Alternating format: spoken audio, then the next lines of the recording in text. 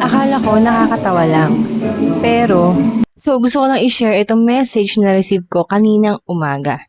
So actually, ito yung unang-unang message na nakita ko pagkagising ko. Ang nakita ko lang, don't be mad, nakakasawa. So akala ko, comment siya or feedback siya ng isang customer kaya kinabahan ako. Akala ko about to sa cake na ginawa ko, yung lasa, nakakasawa, ganyan. Pero it turns out, pagbukas ko ng message, ito nga yung message ni ma'am. Nagsawa na pala siyang makita yung mga post ko na slab cakes.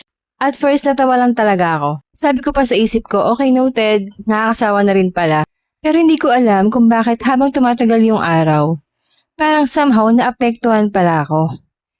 Kasi may mga content sana akong gagawin today. May mga posts akong nakaplan. Kagaya nga ng mga colors na, compilation ng color ng slab cakes. Nakaplano na talaga yon.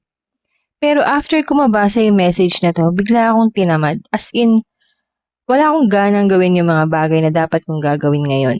And doon ko na-realize na kahit sabihin natin maliit lang na comment or message para sa ibang tao, minsan may impact pala talaga, no?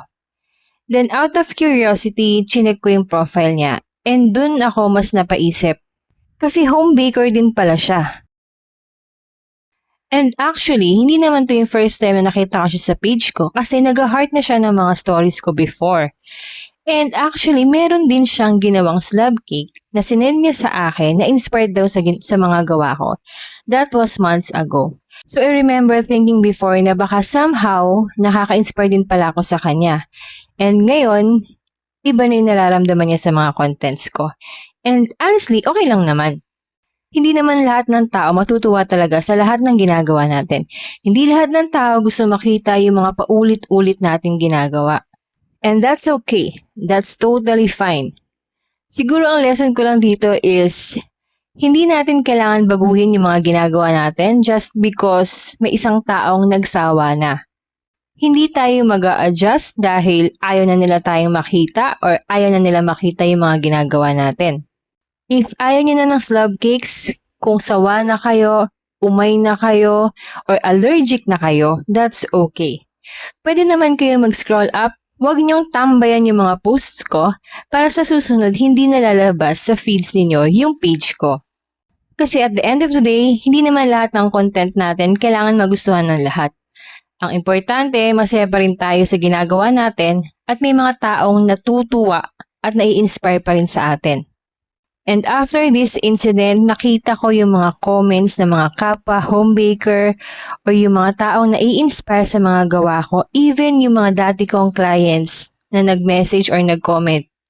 Sobrang nakakataba ng puso and that's the only reason kung bakit kailangan pa rin natin magpatuloy at hindi tayo magpapatinag dahil lang sa isang message na yon. Definitely, mas marami tayo na-i-inspire, mas marami may gusto ng content natin. So, bakit natin ihihinto yun, di ba? So, yun lang. Thank you, ma'am, for reminding me today na hindi pala lahat ng comments kailangan dalhin hanggang puso. Although, aminado ako, medyo nadala nga ako. Pero again, kung sawa ka na sa slab cakes, pwede kang mag-unfollow or even i-block mo na lang ako kasi ako, hindi ako magsasawa sa slab cakes.